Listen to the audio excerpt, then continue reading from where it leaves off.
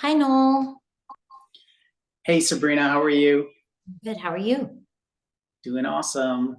So, we want to talk about the financial sphere today, and we encourage users of the five spheres to have a financial plan, to understand concepts of investing, savings, retirement, and basic knowledge of the monetary system. So, tell me what the financial sphere encompasses for you at this point in your life as a family man and as an entrepreneur. Sure. So the financial sphere for me is not going to obviously be as it would for perhaps those younger, those not married, who don't have kids. So I've got lots of things kind of happening in my life that I've got to be thinking about from a financial perspective. So from my standpoint, Sabrina, as you know, I am an entrepreneur.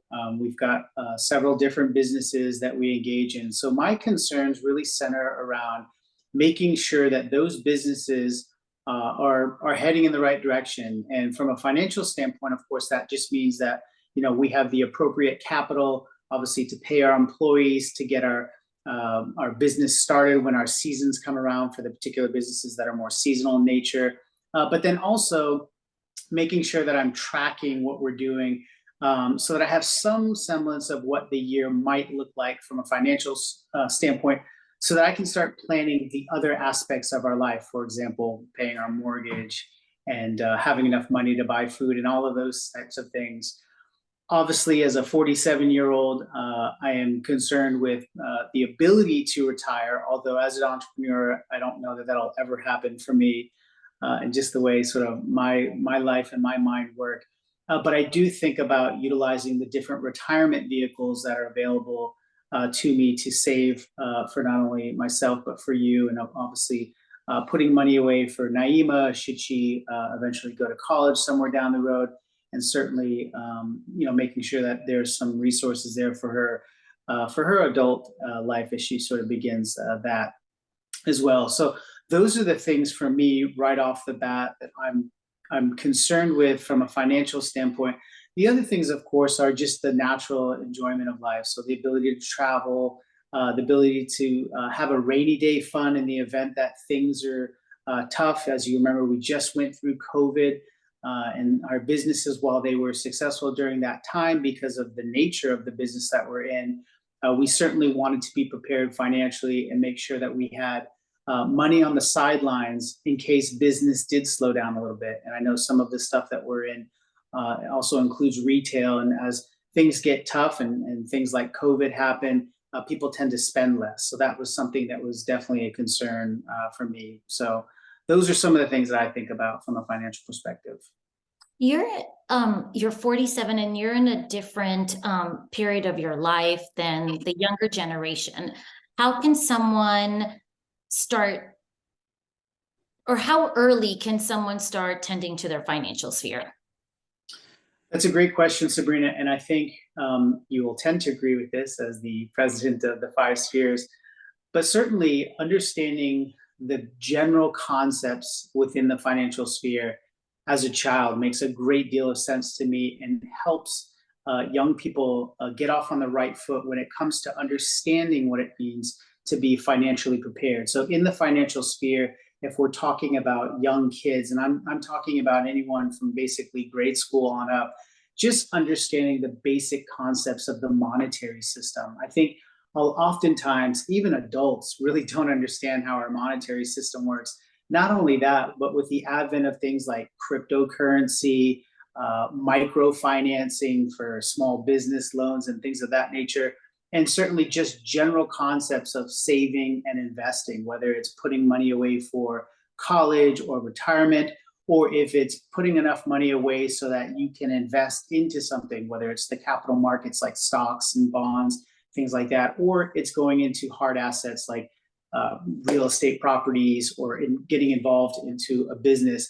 Those are all concepts that you can begin to introduce to young children, so that they can understand that money doesn't exactly grow on trees. You have to find it, and of course, understanding where it comes from and how you get it. Those are important things. Talking about employment and things of that nature, those will also be really, really important as You know, well. financial education has not been a priority in schools. Mhm. So people my age, maybe in their 30s, 20s, they don't know where to start, whether Right. it's saving, investing. Um, on social media, you see so many ads and reels about financial information. How do you sift through that and figure out what is the most accurate and honest information?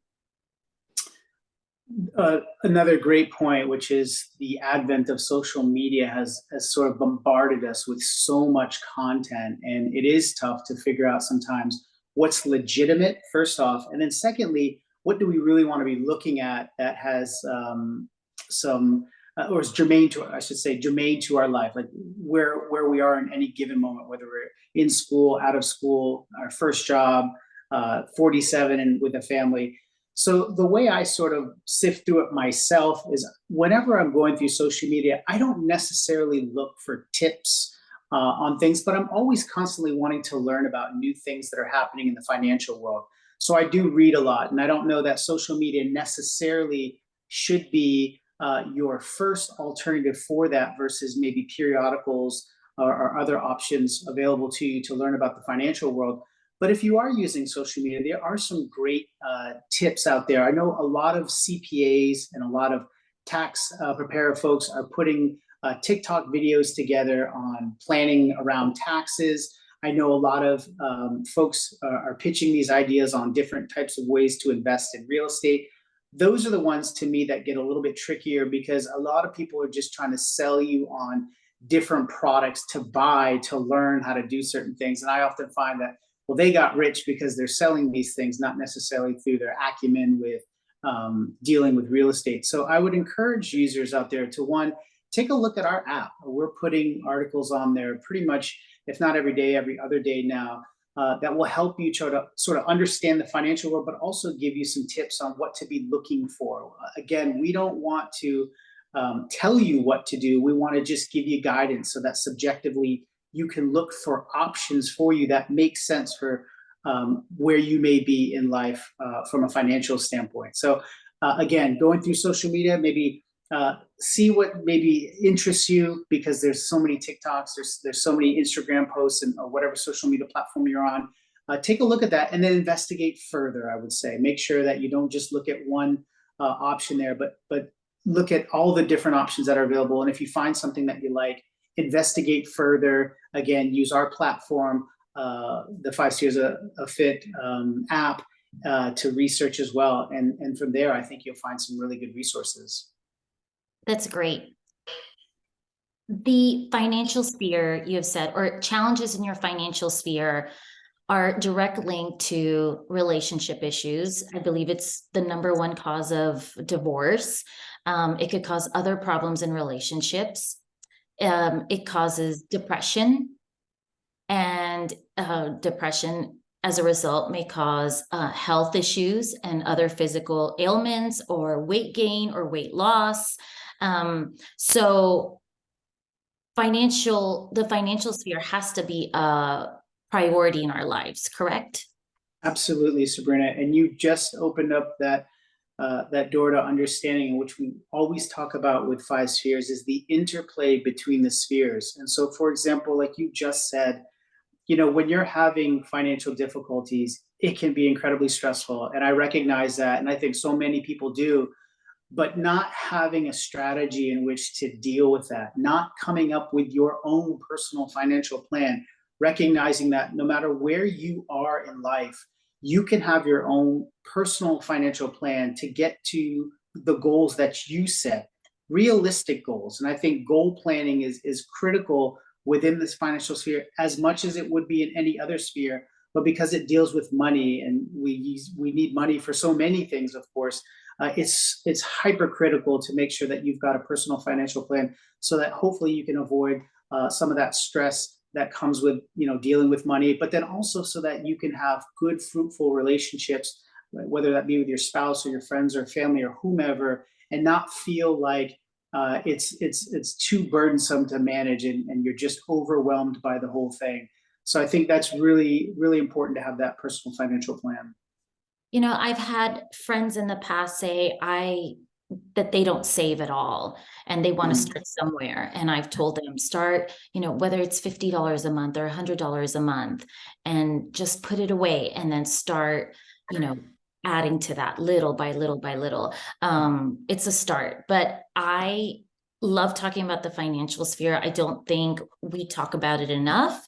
And I see the correlation between the financial sphere and the other spheres. So I look forward to delving in deeper as we keep talking on these little pods.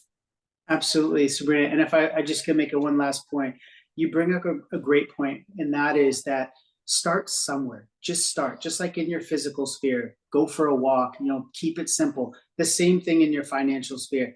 You could do something as simple as just putting money on the side and Yeah. then going to a bank account, maybe a Roth IRA, something like that, before you get into this, buying real estate or opening businesses. Start somewhere, and that's a great first step. So that's a good point, Sabrina.